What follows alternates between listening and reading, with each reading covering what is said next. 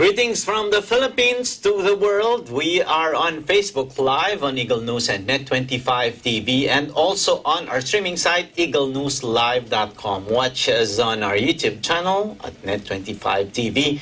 I am Cesar Vallejos. Welcome to Open for Business.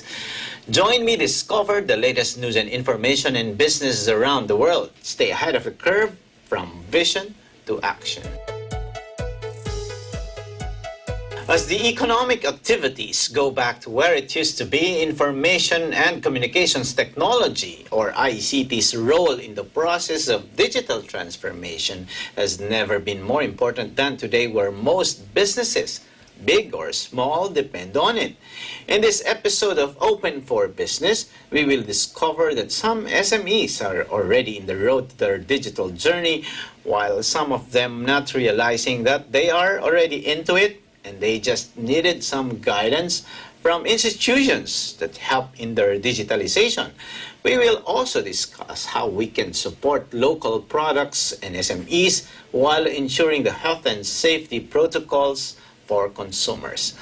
We will also hear Globe My Business's Gift Local campaign as it supports local SMEs. Ms. Grace Anduiza, Globe My Business ICT Business Head, will join us when Open for Business returns. Stay tuned. We will be back.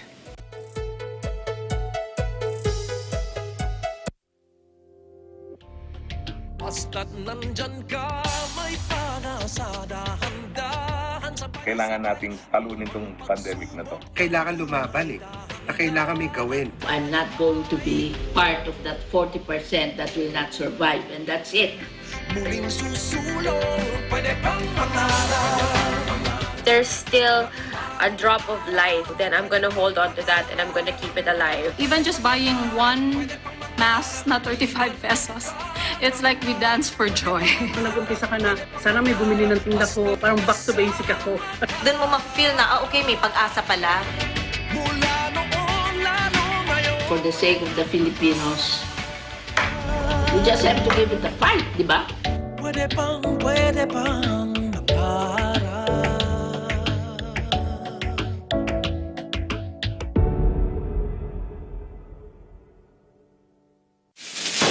Kapag may usok, may sunog.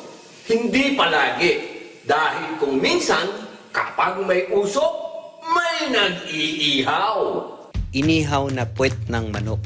Napakasarap nun. Sobra kaya kong kumain ng 20 peraso ng isaw ng manok. Maninamnam, lalo na pag sunog na sunog. Definitely, it's cheap, masarap, and it's comfort food. Paano kumita sa inihaw?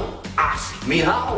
Yan ang ituturo namin sa inyo. Aralin mo talaga, simula sa pagpili ng karne, pakikipag-usap sa mga supplier. Accessible na pagkain sa pandemic is puro fast food. So nag-isip kami na bakit hindi natin i-amp up yung inihaw. Up to now, kawan ng Diyos, hindi man ako nalulugi.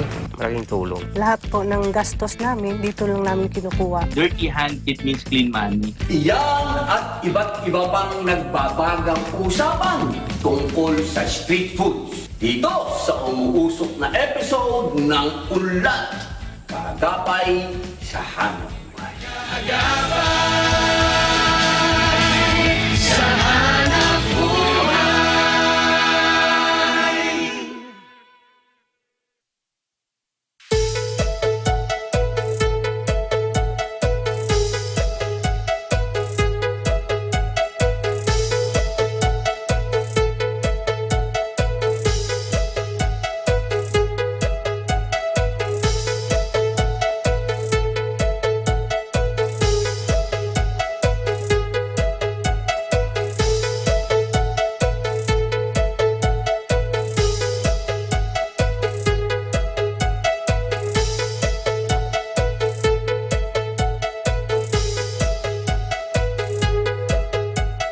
Open for Business is back, and with me is Miss Grace Anduiza, the Globe My Business ICT Business Head. How are you, Miss Grace? I'm good. I've actually coped well for the past months. And, I always see the silver lining in so many things. So trying to look forward to better days. Yeah, off cam we were talking about these travels that have been put on hold because of the pandemic, and I think was that Miss Sarah or Miss Gailo, who were telling us that we put on hold or postponed a lot of travels this year. The reason why I brought that up is that ICT is probably one of the busiest departments during the pandemic because everybody is online. So how do you describe your department or your role or your work during the pandemic, Miss Grace? Well, it's been interesting because we've been doing, we set up the team actually in 2016, but it was more focused on just, trying to learn more about our customers. It was more focused on business development because you cannot really offer or talk to your clients unless you learn more about their businesses. So we were not the experts in the industries. And so we decided that, okay, we needed to form a team who would have, would really engage the different SMEs, the different industries, and learn more about their businesses, do immersions, learn about their operations, and try to find out how Globe can share and be partners with them as they, with their vision and align their vision with that of ours. And ICT does play a big role because for the longest time, a lot of people have been afraid to take that next step. And that's all it takes. So my team has been actively working with the different SMEs by learning more about their businesses and educating and providing different forms of educational platforms so they can help, that can help them journey from, just doing things very basic, just the dependency is more on, okay, I have my phone, what do I do with it? And ICT does play a big role by change. It's a change of mindset. It's not just about translating a manual form to a digital, to something digital and think that it's already digital transformation. But it's also a change of mindset, and it requires a lot of change management from everybody. So I think that's the biggest role of ICT, and the challenge to the team is actually getting involved and helping explain and onboard, handhold our SMEs into a digital journey or in their digital transformation by providing them with, different tools, but tools that are relevant and something that will not really put a dent on their budget. Alam mo naman, the SMEs, they're very concerned about the budget. Every peso counts. Yeah, Miss Grace, that's very interesting. You mentioned something about immersion and involvement with the SMEs. So, with your immersion and with your involvement with the SMEs, so far, Ms. Grace, what were the challenges that you have encountered in their business operations?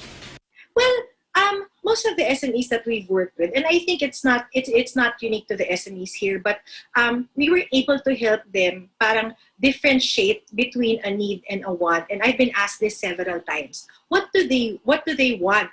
A want is very simple. Want is more of a wish list. I want my operations to be this. I want my operations to be that. But a need is something that you could only discover if you get involved in the operations, understanding what are the pain points, what are the gaps. How do you make it easier for them? How do you help them save on cost? Automation for some people might look expensive at the onset. But if you look at it from a total journey, a 1-year plan, a 3-year plan, a 5-year plan, it will come out more economical. So those are the things that we've discovered and help our partners discover as well about their operations. They were afraid to take their journey to a digital space because they're uncomfortable, they're unfamiliar, and then they can't apply agility. Because how do you apply agility when you are not familiar or you are not comfortable with certain processes and your knowledge is limited to what is just, what you're currently exposed to, yan yung mga things na it wasn't really challenges. It was more fun actually to learn more about it with our SMEs. Na parang, things that were not, kasi sometimes when they become too focused about their businesses, they tend to forget about a lot of stuff or they tend to overlook certain things that could actually have a big impact to their businesses. And with us, we help, them in the discovery stage, and I think that was really beneficial in us learning about them and them learning about themselves as well, and how we can be partners in this journey. Wow, that's interesting, Miss Grace. Now, when we talk of the digital journey or the digital transformation, I keep saying this, I think almost every week that digital transformation, or what others call as the fourth industrial revolution, this wasn't supposed to happen very fast. Some projected the digital transformation to happen maybe for big companies like you. Definitely, you are pioneering it, or you are leading the way, crafting that path.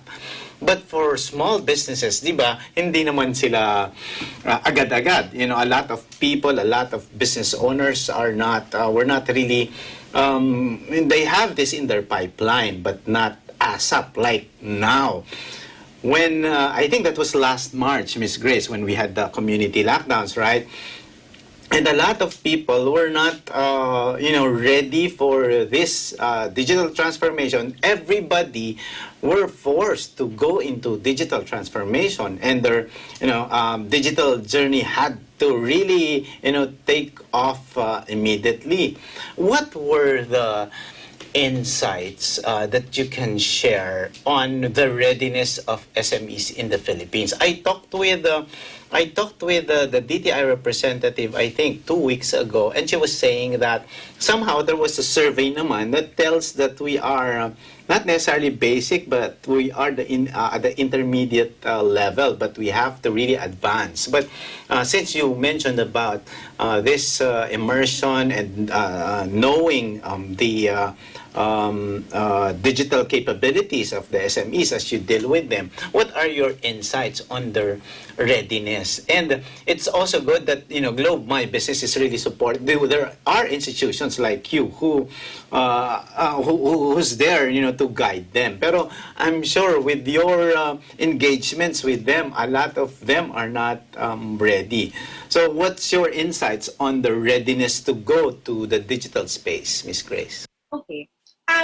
Some of the things that we've discovered is they've actually shifted some of their operations to something which you could refer to as digital. It's just putting everything together. Because sometimes if you look at it, a digital journey or a digital transformation, it seems too big and daunting for a lot of people. But if you look at it, bits and pieces of their operations have actually shifted to digital. Them using Google as a form of communication, how they engage, how they are providing G Suite or Microsoft 365 licenses to their employees as a form of communicating, as a form of doing tasks together at the same time, as a form of communication. Not everybody is for example, when you encode or when you input in the what you have physical or manual data in a system, that's actually the start of a digital transformation, because you're going to have to learn how to process that. Even in the modes of payment, it used to be physically bringing your money to the bank, and now they've started online transfers. It's just that they've already started discovering different platforms that they could make use of. Before it was just online banking, but then they discovered the beauty and the power of GCash, where you can do all the transactions with the use of your phone. And then there's also you have to start building that trust and confidence. Now, when we work with our partners, you can just start telling them, you know what, you've actually started your digital transformation. These are the things that you've been doing. You know what we can do? We could stitch it together, so you can form an entire customer journey. You can build that. You can map out what is your desired end state and what is your current state. And then we just start identifying, okay, these are the current gaps that we have right now. These are the things that you have done. What are the interventions that we can do? And how ready are you to move from one point to another? If you're ready, and then we handhold them in this transformation, because we also guide them na it's not enough that you sign up with us. We've actually formed a team within my division also, where we have business enablement and training services, because we cannot assume that just because, people were ready to avail of services that all their employees are already well versed, or they are, very comfortable or secure enough to make use of the systems. So what we do is there's enablement services, we handhold them, we guide them, and it has to be in the more or less in a common speak or a common language that we could all understand. So those are the things that we've discovered, and putting all this together and then working with them, and then they themselves realize na I've started pala. Diba? So yun. And then ano lang yun eh, making them understand or making them realize that they've taken the first step, or hand-holding them to take that first step, because once they're there, then everything is a breeze. And I've seen that happen to some of our clients na you wouldn't expect na they were that. Minsan ang bilis talaga. Pero kasi, all it took was that first step na kaya mo, huwag kang kabahan. Building the trust and confidence. I heard and I learned about this new currency that they were talking about. It's about trust and attention. And I guess that really goes a long way. You have to trust that the system or the processes are going to be in place, and it's not going to put your business at risk. And, and then you can move forward much faster. Well, I have a follow-up question on the trust, but before the trust and attention, I'd like to go back to what you mentioned, which I agree 100%. When you say digital transformation, it's something daunting, diba? It's something. And they think they think about money, about investments, a lot of in cash to have that digital transformation. But as you are saying it now, Miss Grace, some SMEs do not necessarily know that they are already in digital transformation. Like if you create a website or a Facebook page, selling stuff, or doing a lot of chatting in Messenger and all this posting in social media, that is already part of the digital transformation, correct? But my question, Ms. Grace, is how do you, in the process of your division, how do you somehow, in the absence of the word right now, I could say diagnose, or how do you diagnose or take or see what the needs of that specific SME is? Is there a checklist, or is there a specific requirement on the process that you have to provide? What are the specific questions or things that you ask the SME before they get to subscribe or avail of your services? How? And you also mentioned about hand-holding them and being with them in the entire process. So can you give us a walkthrough of your engagement with a SME, assuming, like, say, I am an SME and I want to really go into this digital transformation? How would I start with my engagement with your department? Our aspiration is to become trusted business consultants. But you cannot become a trusted business consultant unless you fully understand what is going on in their business. So that's where what I mentioned earlier on the immersions that we have. It's just, the immersion that we have, sometimes you just sit down and observe what's going on.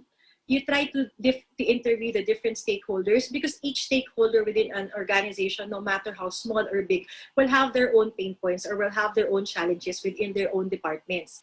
So it's basically understanding. And the key there for us, and we've discovered that this really works, is listening.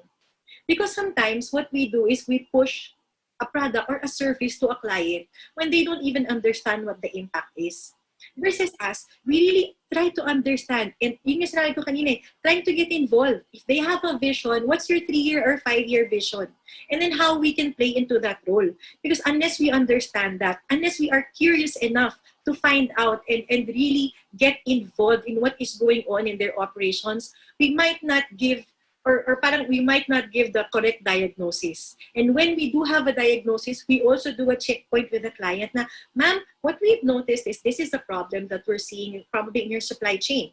Is this correct? Are you seeing this? Or is this is the impact that we're seeing? is it something that you agree to as well? So, having these deep conversations with our clients actually works. Kasi, you're not pushing them something that they might not need. It's helping them realize what the problems are, the pain points, the challenges that might not have been visible at that any given point in time. Because sometimes when you get too deep into operations, you tend to have more blind sides. So kami siguro, and what we do is we also apply, but of course, we are very respectful of data privacy of our clients. So what we do give use cases without naming any. We won't name the company, or we won't give any references that will help them find out what the company was. But you give them what use cases or what has happened if they had applied something or a relevant tool to support their operations, and then it helps them realize na this has been happening all along. So that's what helped us. Now you become a trusted advisor because you listened, you understood, you were curious enough to find out and be involved. So yun, I guess that's the main thing. That's what differentiates us from everybody, is we had to really go down and understand and work with our SMEs. Wow, that's awesome. That's very insightful, Miss Grace. Now, when you talk of ICT, when you talk of digital transformation, when you talk of digitalizing your business, a lot of people or some business owners think it may be expensive. Baka sabihin nila, mahal niyan. So everybody is really, before we were trained that new changes or new processes would involve, changing all your computers or your systems. What's your sense in technology as a major investment, and especially right now that MSMEs needed a lot of cash. They needed to have good cash management flow, and never before, can we say that today, cash is really king, because there's a lot of and there's some sort of a vacuum or slowdown in the economic activities in the past months, but we are very, very privileged now that the economy, not only in the Philippines but in different parts of the world, it's opening up, and so. What's your sense on technology? For some people thinking that technology, ICT, is a major expense in one's business. Like what I mentioned earlier, it's us understanding what their current pain points or challenges are, and then what we do is we create a roadmap. We work on a roadmap with our SMEs, and we focus on the impact. Kasi if you just focus on description of, this is the product, this could help you, versus telling them na, what, if we address this particular pain point or if we address this particular challenge, then you could come up with something like this. And that more or less addresses the cost. And what we do also is we chop it up into bite-sized pieces. Kasi nga, diba, I said, digital transformation or journey, if you look at it as one whole picture, it's very daunting. But if you cut it up in bite-sized pieces, in helping them understand na, okay, let's set aside, and when we do the road mapping, what are the critical operational fixes that we need to do? Or what are the critical operational fixes that your company has to undergo? And then we work with them on, these are the relevant charges. Are you ready for it or not? If they're not ready, then we give options. And then we also tell them na, there's integrations that can be done, integrations and migration. It doesn't have to be changing everything. It's making use of what you have. Because some of them, they already have these services, kunwari servers. A lot of companies, especially the SMEs, makikita mo, they have servers already. Hindi lang na ma-maximize yung paggamit ng server na yon. So, sometimes when we do the immersions and then we do observations, kasi pupunta talaga kami dun sa companies, you discover that there are a lot of equipment na minsan naiiwanan lang, hindi nagagamit. So, those are the things that we help them out with, na you don't have to buy everything at one time. You don't have to buy everything. There are things that you can just integrate. There are things that, you already have. at your disposal, and all we have to do is, help them make use of it, help them maximize what they have, and then that's it. Yun. Wow. That's how you do it. Wow, interesting. Now, Miss Grace, syempre sa mga SMEs, maraming din naman sa kanila na hindi, they're not really trained into digitalization. That's why, when you talk of, like, say, when you talk of ICT, when you talk of digitalization, there might be some resistance, but I don't like to use the word resistance because a lot of SMEs now are embracing it. But related to that, Miss Grace, what are the skills that are needed, or the capabilities, not necessarily of the SME owner mismo, but it could be, his team. Ano ba yung skills and capabilities na kailangan to embrace, that ICT outlook? Kasi sinasabi mo nga, you are there to connect the puzzle. Diba? Parang everything is there, but you are there to fully integrate it and give them that kind of roadmap. Pagdating sa with the changes that has happened in the digital space now, as I mentioned earlier, baka kayo your division is the one that's really 24/7 because everybody's online, especially during the pandemic. So ano ba ang kailangan nila na skills and capabilities, or their new roles in this new normal, very digital world? Ako, one important thing na alam ko or nakikita ko, we as Filipinos, we are so resilient, and then the term na naiisip ko talaga is madiskarte. Alam mo, ano yung kailangan? Pagiging madiskarte, ilalabas mo lang. You just have to help draw it out of them. Kasi minsan pag nakita mo, when people are faced, I actually wrote it down, when people are faced with challenges and uncertainty, yung survival skills nila lumalabas, it gets activated. And the beauty of it is, it goes beyond survival. It's actually, we Filipino SMEs are built to thrive.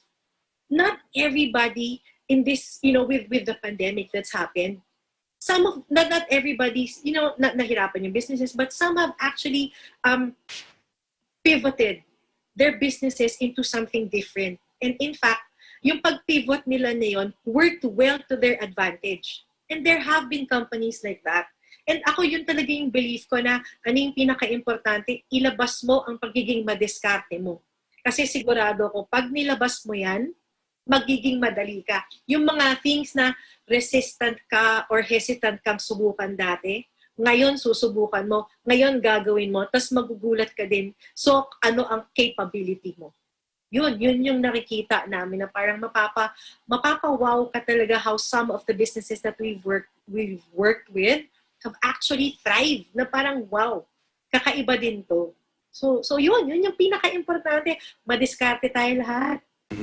And I agree, Miss Grace, as a matter of fact, because of the pandemic, because of the challenges, you are forced to do that. Sabi mo nga, di ba? Parang pag madiskarte ka, didiskarte ka talaga because you don't have any choice. Yeah. So, now, talking about the SMEs, Miss Grace, Net25 and Open for Business has been also following Globe My Business in all its initiatives supporting the SMEs. As a matter of fact, we are also a media partner of Saludo SMEs. Doon sa Saludo SMEs, and with the, as you mentioned, with the resilience of the Filipino entrepreneurs, ano pa ba sa palagay mo ang hindi naman siguro masasabing kulang, but what is it that they have to really enhance in their mindset, in their business operations, in their ICT initiatives to make it to work for 2021? And also, I'd like to ask you, what is your outlook for 2021? But we have to pause for these reminders. Open for Business will be back. Stay with us.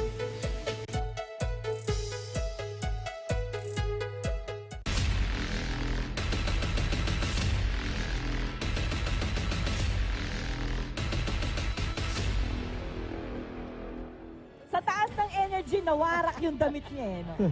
Para ako nasa Disneyland at pinanonood ko yung mga dancers na nasa theater, ganun ang dating. Grabe kayo guys. Ang solid nyo. Pack power. Abangan ang kanilang performance. Dito lang sa Tagisan ng Galing Part 2 Dance Edition.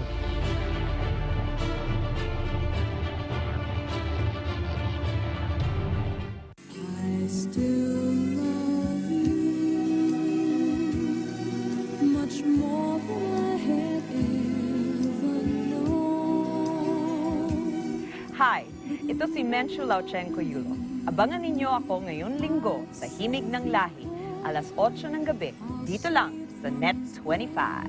My love, I still love you.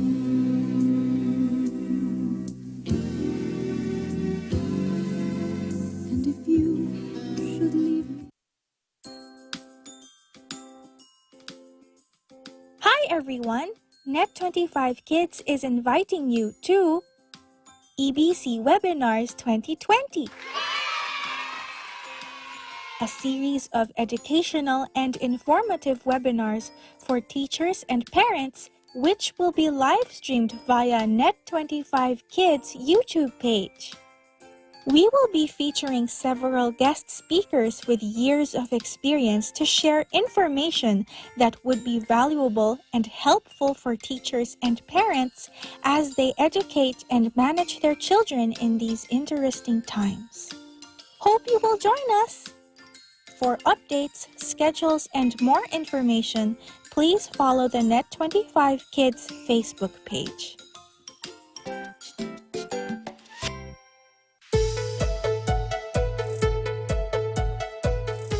Open for Business is back, and still with me in this exciting conversation is the Globe My Business ICT Business Head, Miss Grace Anduiza. Miss Grace, we were talking about how SMEs should adapt to the new normal, and what is your outlook for 2021? Lalo na ngayon, I think yung iba katatapos lang ng budget setting, katatapos lang ng mga business plans, ng mga revalida. So a lot of people are making changes. Di ba, hindi pa nga natin natatapos yung 2020. There was already a change in the business plans, to make sure that it is in sync with what's happening in the economy. And definitely, with all the new changes and procedures in the processes, there's a major change in the business plan. So what's your outlook for 2021, Ms. Grace? I've always had an optimistic outlook in everything. And kasi we've dealt with companies over the past months na you could see na nung March there was so much fear on what to do, because we didn't understand what was happening. None of us did. So we didn't know how to move forward. What's going to be next? What am I going to do? And then over the period of time, yung sabi ko that's when our yung survival skills kick in, and people suddenly started realizing, if I can't do this, I can do something else. They were open to more options, and then we saw these options and we worked at, how can we be good at these options? How do we take care of our employees better? How do we parang tool our employees to help them work? Ngayon na uso na yung work from home, and people are suddenly starting to realize na there is benefit to doing work from home. It doesn't always have to be in the office, and that helps a lot in, traffic. Ang daming pwedeng ma-resolve dun eh. So there was a lot of realization na if you look at it from an optimistic perspective, ang daming silver lining na nakikita natin. And if we apply that to how we do business, then hoping talaga na, things will get better. Kasi encourage everybody to spend locally, to support the local SMEs.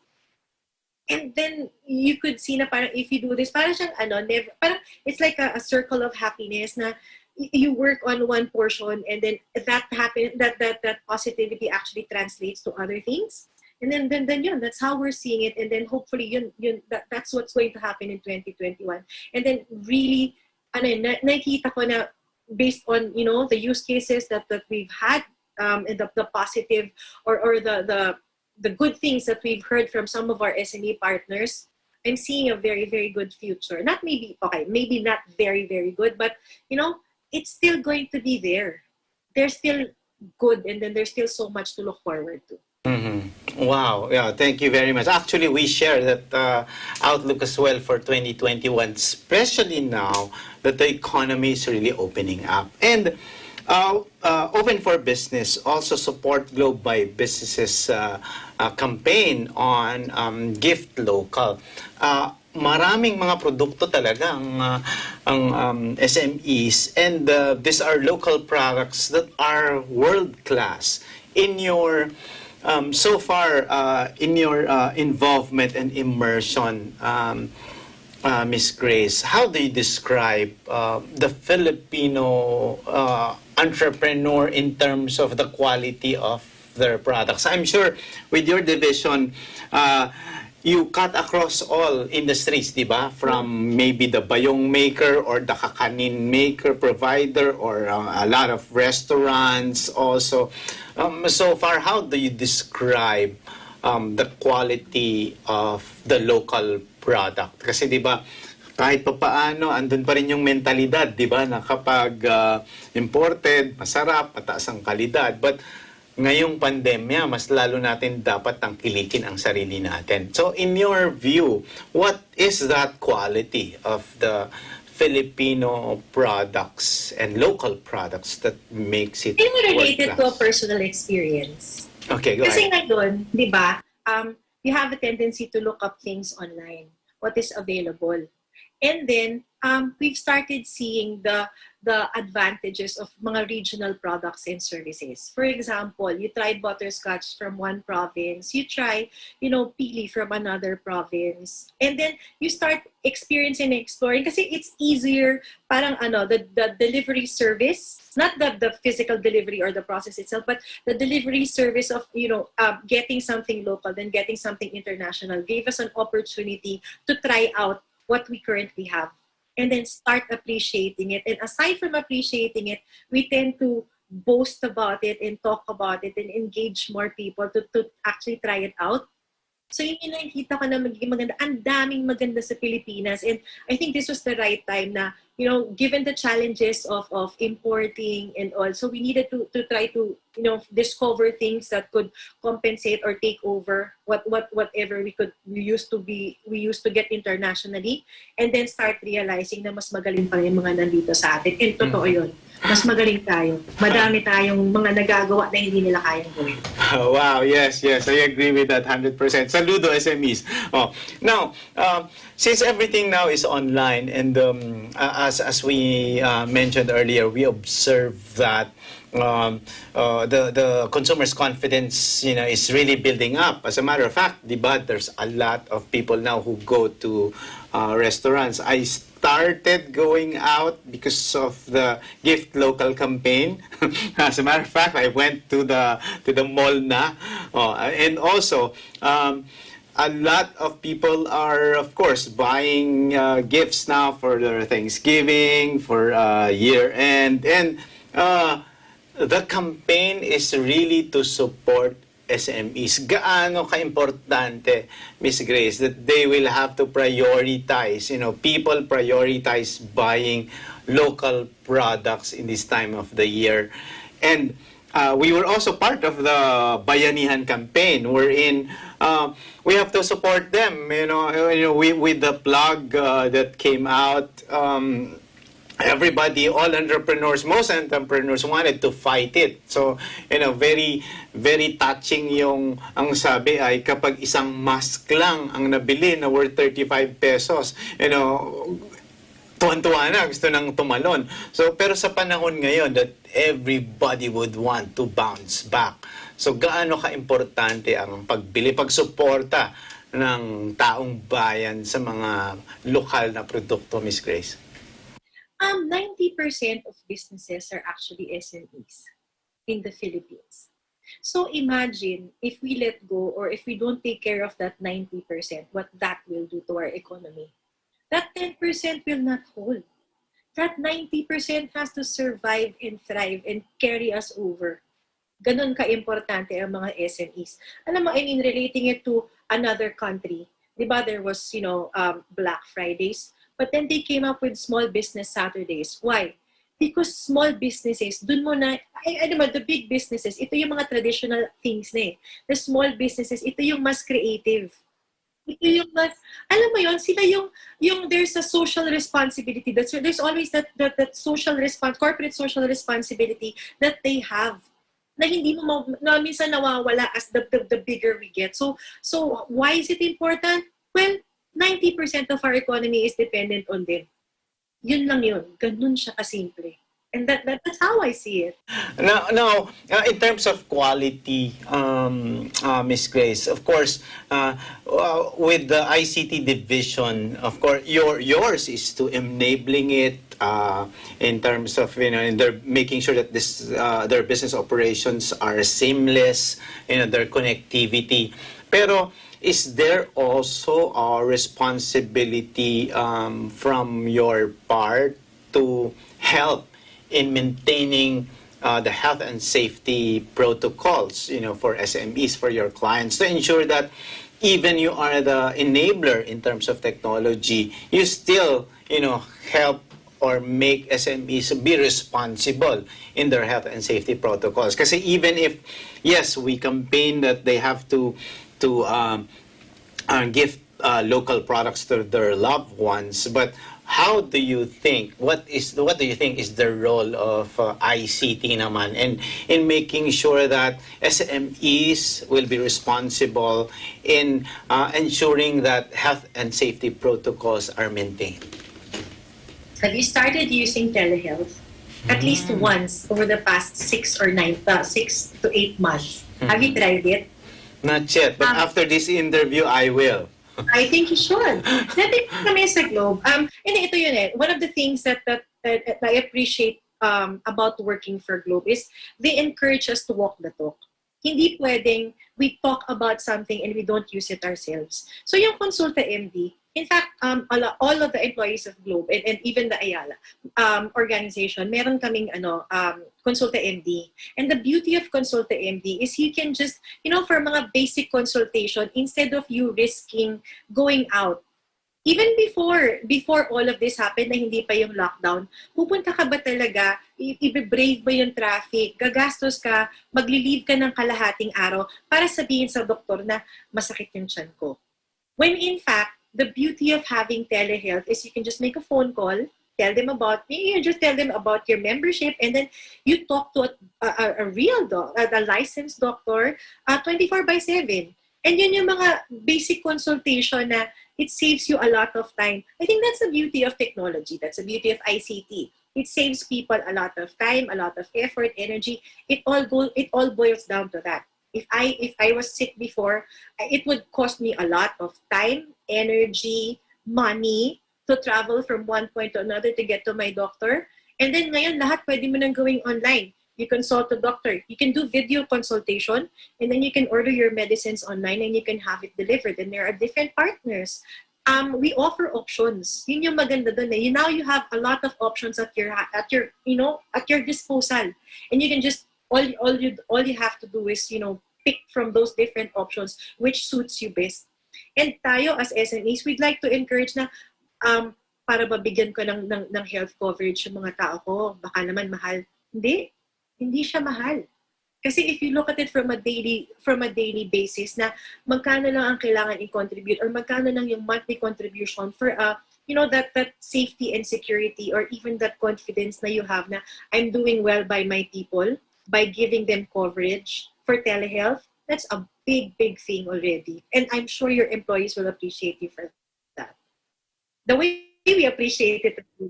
Now, a lot of SMEs also may wonder what, maybe you don't have to cite all the many solutions of Globe My Business, but maybe if you can cite in your department what products and services can they avail with Globe My Business to ensure that they will have, the support that they should have, especially during this pandemic.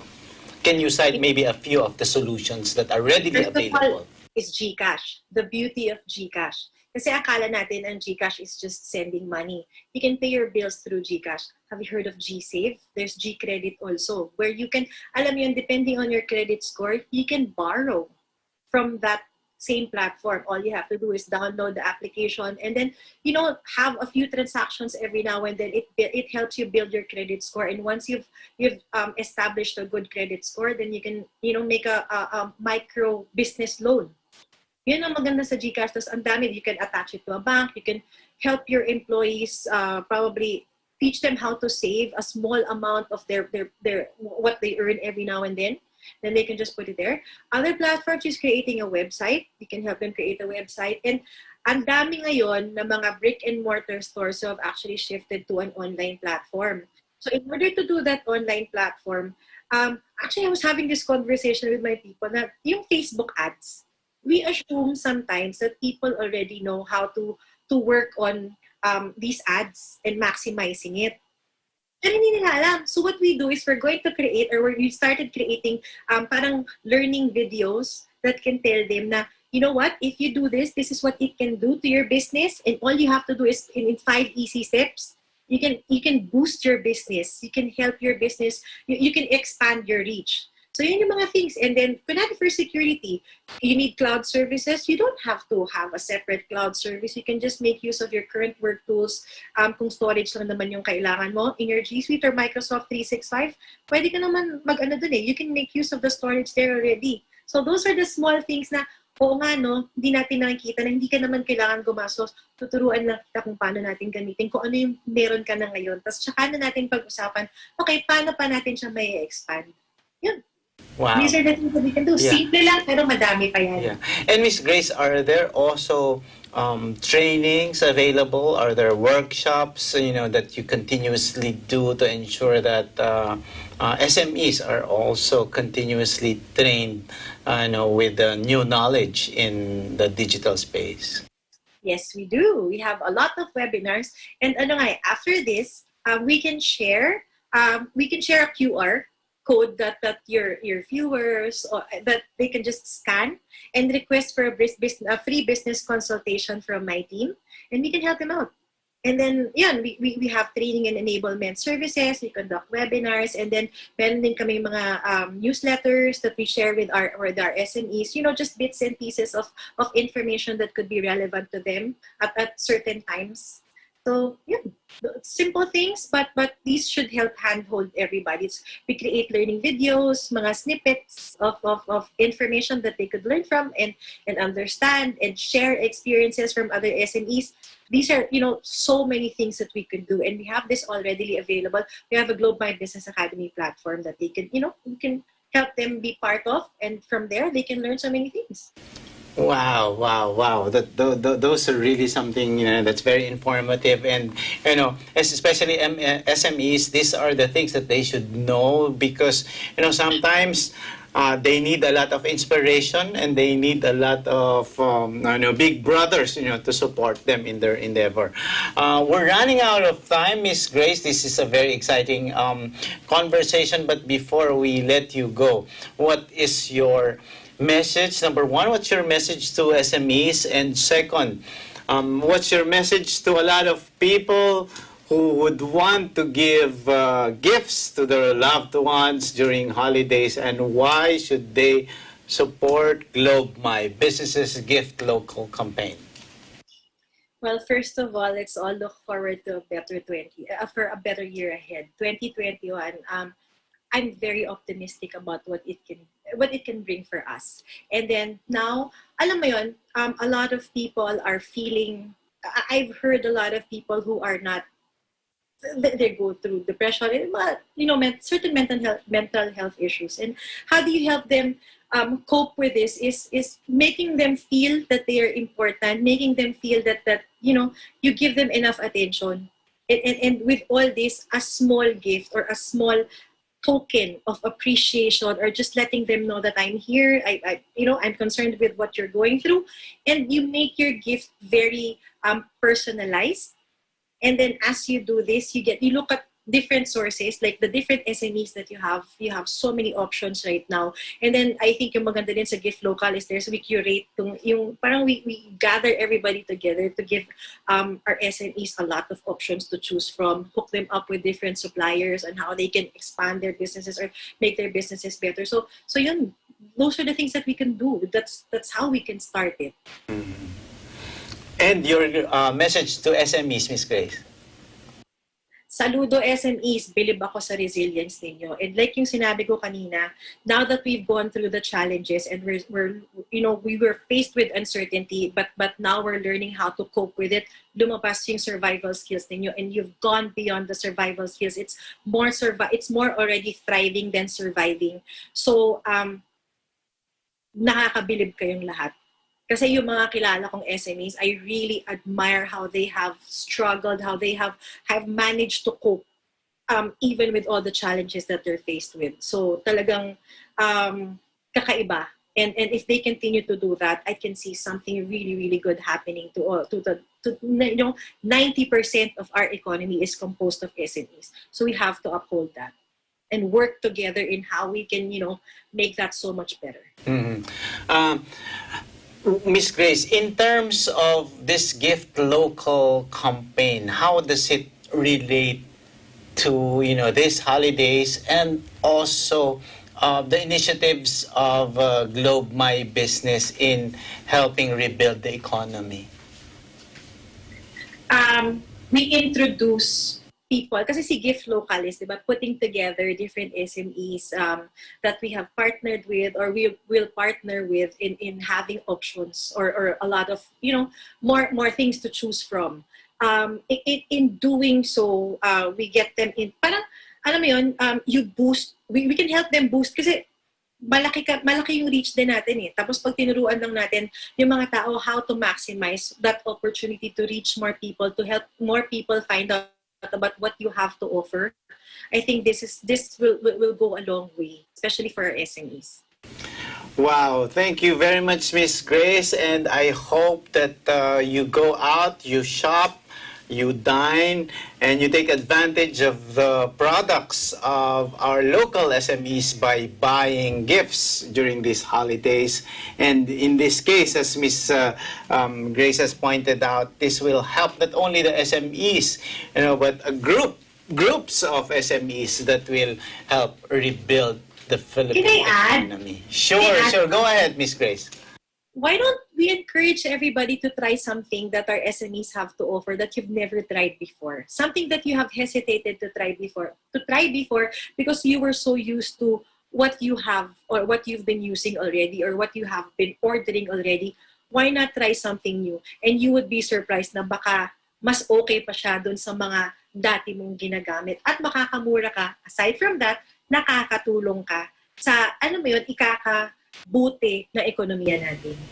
Wow, that's a perfect way to end this conversation. Thank you very much, Miss Grace Anduiza, the Globe My Business ICT Business Head. And also thank you to Miss Mitch, Miss Sarah, and Miss Gail for arranging this interview with Miss Grace.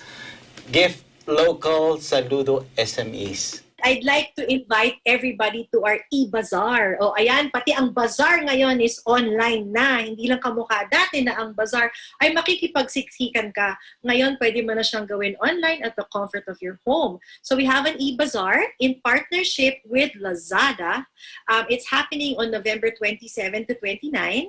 And the public can, look forward to having options or a lot of things, an array of goods and services that they could choose from to share, not just for the coming holidays, but also, just on an everyday, making a difference in our friends' lives, in our families' lives by giving. So we can, explore on November 27 to 29, ano mga pwede nating ibigay sa kanila. Or ikaw mismo, ano mga pwede mong bilhin na hindi mo nasusubukan dati. we will be featuring our partner SMEs. And the e-bazaar will also have a live selling. So consumers can better see and appreciate what our local SMEs have to offer. May mga pwede kasi tayong bilhin na minsan hindi natin alam kung paano gamitin, di ba? So with this live selling, mas maiintindihan natin, ma-appreciate natin, at mas may engganyo tayong bilhin sila.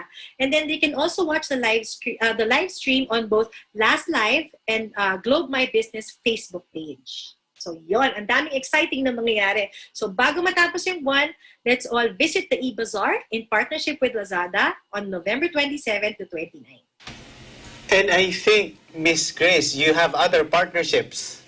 Of course, we're also partnered with SM Malls and the Department of Tourism and Ayala Malls. Para but encourage everybody to please stay tuned and sa Globe My Business FB page for announcement. So if you're not yet part of that FB page, I suggest you become part of that FB page. Kasi madami kang matututunan at madami kang mararamdaman na kakaiba, na mai-excite ka. Di ba? Okay, thank you very much, Miss Grace. This is a very insightful and exciting afternoon discussing with you. So let's spread love and kindness by gifting local products and supporting SMEs. Open for Business. We'll be back. Stay with us.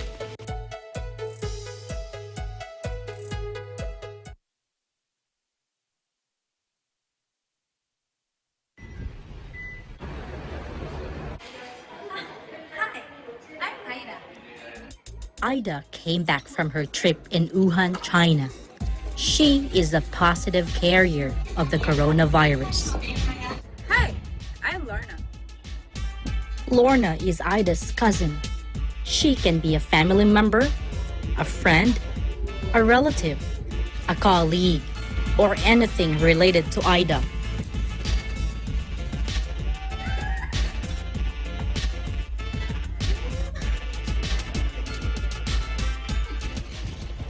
Oh, hi. I'm Faye. Faye is not related to Ida. They don't know each other. She can be a stranger Ida meets on the train, in the supermarket, movie house, or in any public place.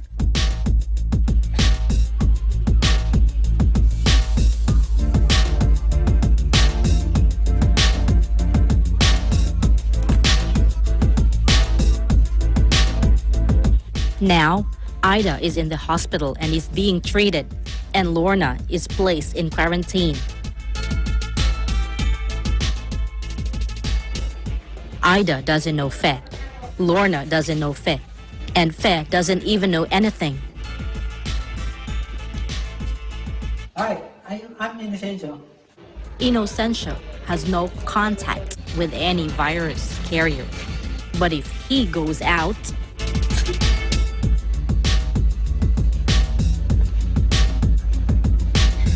it takes at least 14 days for the symptoms to show on Faye. This is the purpose of a community quarantine or lockdown, to give time for the healthcare professionals to find Faye and all those she had close contact with, and to keep Innocencio from contracting the virus. Let's stop the spread of the COVID-19. We salute all our frontliners and healthcare workers. We are with you in this fight against COVID-19. I am Tyronel Pililu from EBC Japan Bureau, because we live in interesting times.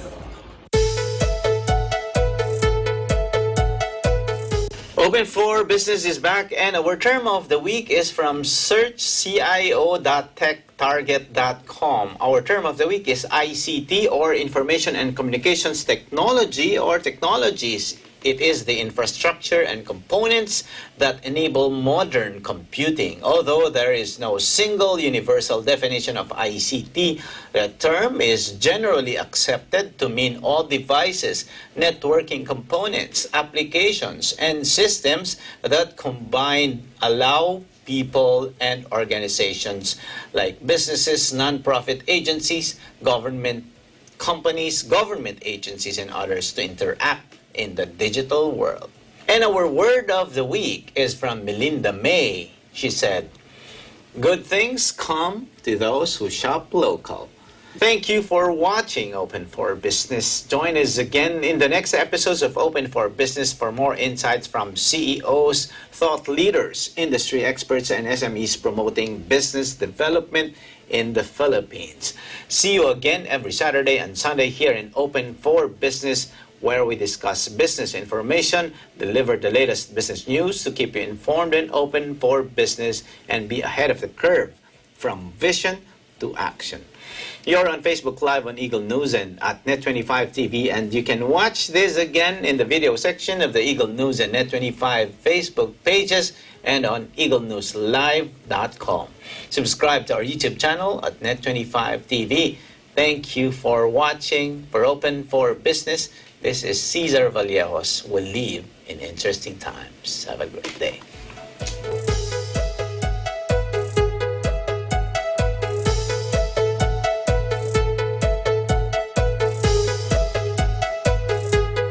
Eagle Broadcasting Corporation and Globe My Business present Open for